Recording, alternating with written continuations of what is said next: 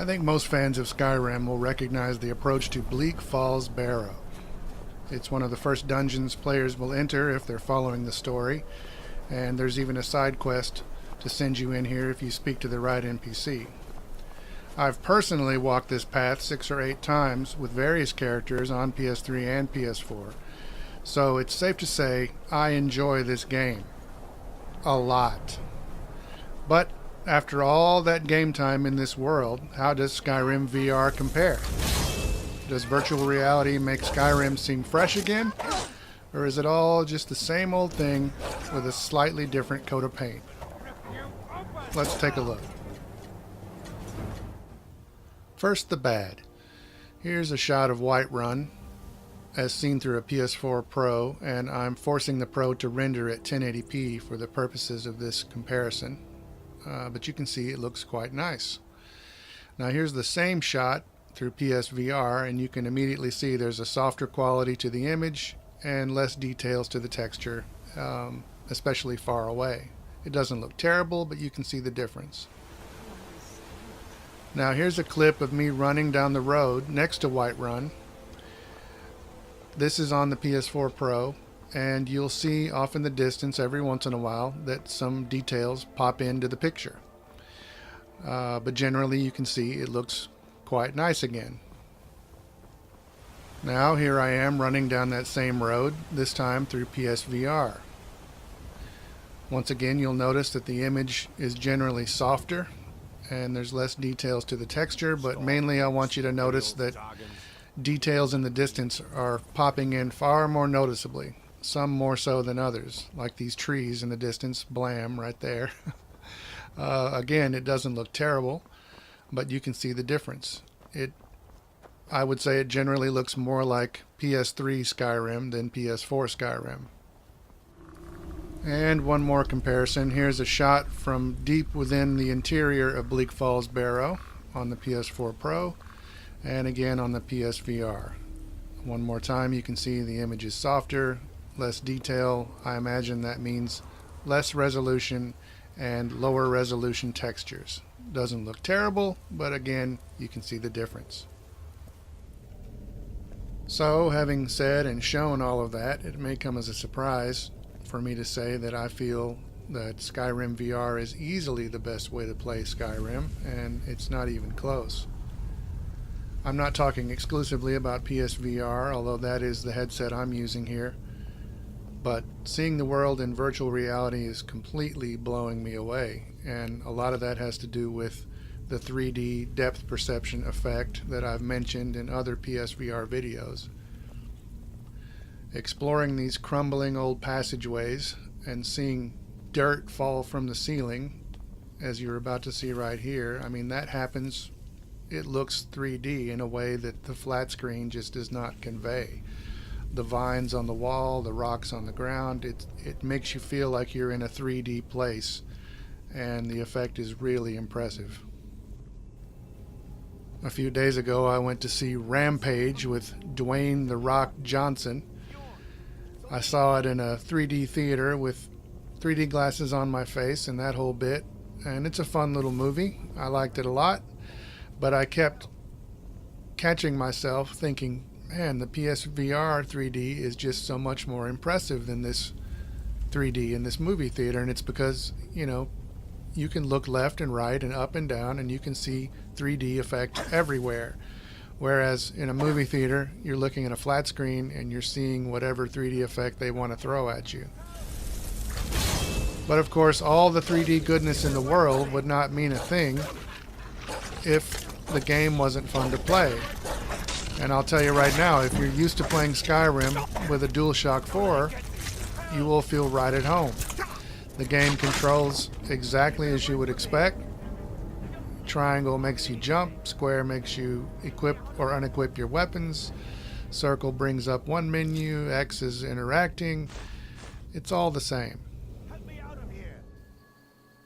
For those who are prone to motion sickness with VR, there are some settings in the menus you can play with. There's turning mode, smooth and snap, snap transition, instant and gradual. You can change the angle snap amount, the rotation speed, the height of your character, And there's a field of view filter while turning and while moving that you can turn on or off, and you can adjust the strength of that filter. When I started playing, I decided to try and make it as much like a normal first-person game as possible, so I turned all of those filters off. And I haven't had a motion sickness problem yet, so party on. One thing I did do, though, is to turn the rotation speed all the way down, so here you can get an idea of what that looks like. I'll go ahead and show you what some of these settings look like when they're turned on, and I'll start with the field of view filter. What this does is essentially to give you tunnel vision. It cuts off your peripheral vision, and that's supposed to really help with motion sickness in VR. So here you can get an idea of what that looks like in action.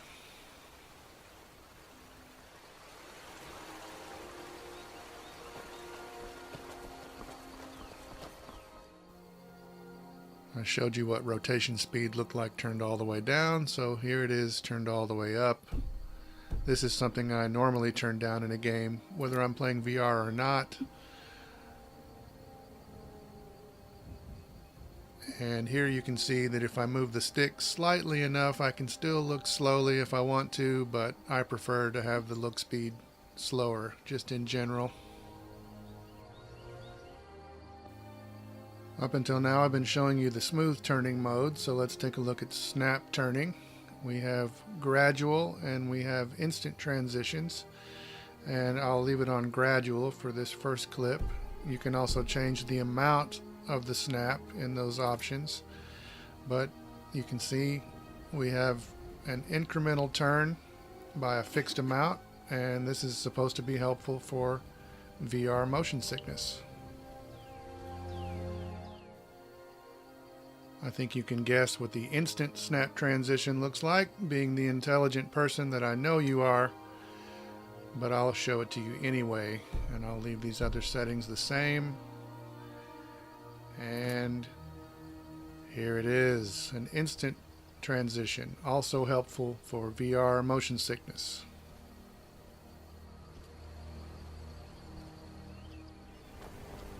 So in practice, as you move through the world, you are moving forward by holding the left stick up like you normally would. You can steer somewhat by looking with the VR headset, but you have to make some corrections with the snap transitions. I think it's still completely worth it to play this game in VR, even if you have to do this sort of control method, to counteract VR motion sickness. But if you can get by without it and use the smooth transitions, I would say that is preferable. Using the Move controllers is a whole different ball game, for better and worse. Here you can see I'm holding the controllers in the wrong hands. I don't know if this happened because of the order in which I turned the controllers on, but it's easily switched by exchanging hands, so to speak. Oddly enough, when you don't have a weapon or shield or spell or something else equipped in your hands, the game does not show you your hands. It shows you the Move controllers, which is a little strange, but it does give me the opportunity to show what they look like. As you can see, they each have a trigger. There's a big button there, thumb button, and then on either side of the thumb button you have the normal PlayStation geometric shape buttons, square, circle, triangle, and X.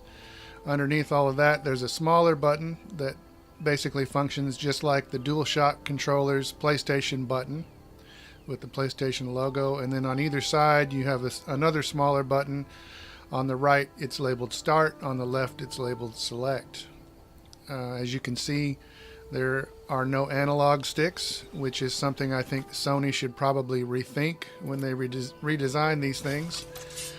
I won't go into all the various button functions, but I will say that it does take some getting used to when you transition between the DualShock and these Move controllers. It takes some time to get used to the way they function.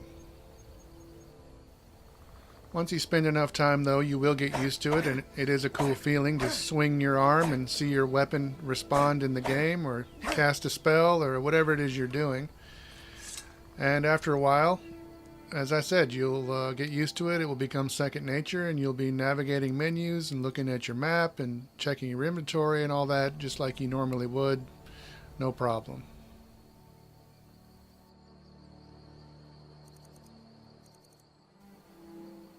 Aiming a spell with the Move controller is, as you would expect, a lot more precise than the traditional way with the DualShock.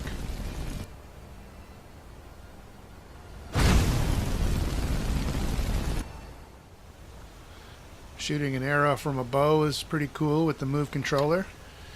You hold the bow up with your left hand, bring the arrow into position with your right hand, then you hold down the right trigger and pull back your right arm to pull back the string, and then release the trigger to actually fire. Oddly enough, there is no targeting crosshair for the bow and arrow. I don't know if that's something they'll add later, but it feels pretty cool. It works pretty well, and even though it'll take some practice, I managed to hit a few of these shots. Since there are no analog sticks, you move forward by pressing the thumb button on the left Move controller, and you turn using the X and circle buttons on the right Move controller. While you're holding that left thumb button, you can move the left controller back and forth and sort of sidestep like I did right there. And it works really well. You know, I would prefer having some analog sticks on these Move controllers so I could look around and move, or at least move with a more traditional way.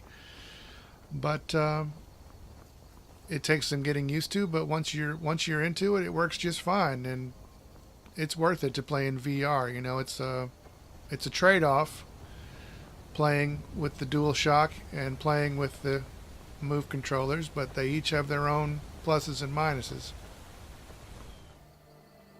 Using the Move controllers, you have one other option. Instead of direct movement for your movement mode, you can use teleportation, and this is another option that's meant to counteract VR motion sickness that some people are prone to. I think this is the one option where I would say if I had to play the game this way, I wouldn't play it.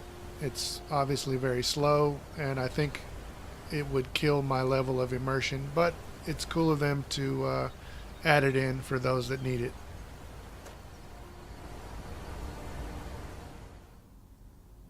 The only other major difference I can think of right offhand is the map. I have never liked Skyrim's map, but with VR, suddenly I do. As I've mentioned, I don't know how many times in various videos, VR makes everything look 3D. And so flying around this map, it looks like you're flying over a gigantic 3D model of Skyrim, and it's just easier to navigate than the normal map. Here I'm using the DualShock control, but if I had the Move controller, I would just point at a place I wanted to go and fast travel there if I'd already discovered it, or set my waypoint if I was going to walk there. But the map system in 3D in VR just simply works better.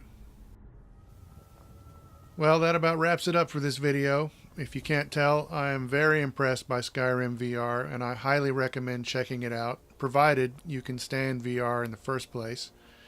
And even if you've already spent a lot of time playing VR on PS3 or PS4 or wherever you played it, somehow VR has made the whole thing seem fresh again to me, and that is no small feat. So I hope this has been informative, and thanks for watching.